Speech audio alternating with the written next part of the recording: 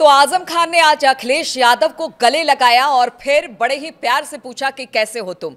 जी हां, आज आजम और अखिलेश की जो मुलाकात हुई है वो चर्चा का विषय बनी हुई है।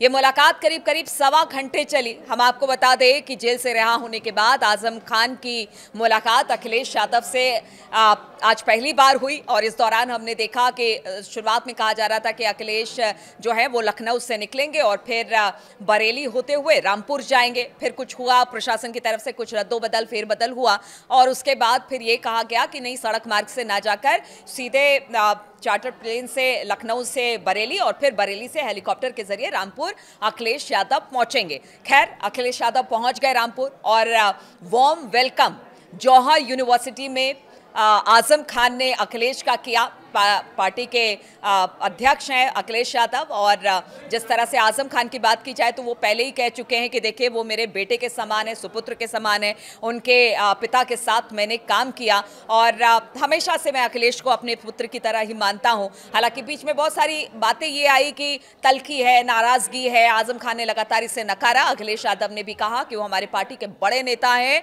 और एक बड़े नेता होने के नाते उनका एक अहम रोल पार्टी में भी है और पार्टी में जो उनका कद है वो किसी कोई उसको रिप्लेस नहीं कर सकता है। तो इस तरह की बातें हमेशा से अखिलेश यादव ने कही। आज जब मुलाकात हुई तो आजम खान खुद पहुंचे थे अखिलेश को लेने के लिए। इस दौरान बड़े ही सौहार्दपूर्ण वातावरण में बातचीत हुई और सबसे बड़ी बात हम आपको बता दें, जो बातचीत अखिलेश और आजम खान के बीच हुई उसमें कोई भी शामिल नहीं हुआ। इवन कि वहां के स्थानीय नेता विधायक भी शामिल नहीं हुए या फिर बाकी पार्टी के नेता, किसी की दखल अंदाजी इस बातचीत में नहीं रही। बिल्कुल दो लोग बैठे, आमने सामने बैठे और बातचीत हुई है।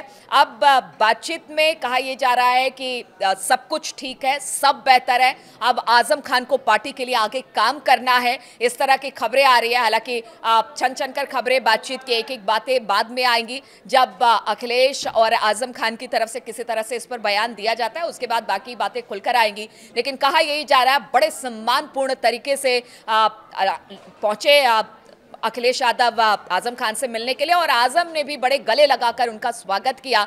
तो अब देखिए, पार्टी में जो भी दिक्कत थी, जो भी परेशानी थी या फिर आजम को लेकर तरह तरह की बातें मीडिया में हो रही थी, उन सबको दरकिनार किया गया और अखिलेश यादव ने आजम खान को एक पिता के तुल्य माना।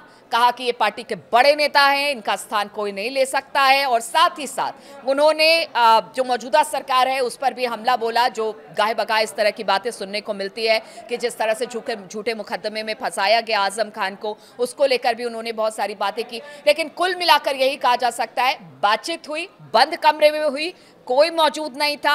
एक पिता पुत्र के नाते, जिस तरह से आजम खान कहते हैं कि टीपू मेरा बेटा है, सुल्तान मैंने उसको कहा है, तो उसके नाते बातचीत हुई है। अब ये बातचीत बहुत अच्छी रही है। अब बातचीत के बाद क्या कुछ निकलकर सामने आता है, इस पर हमारी नजर बनी रहेगी।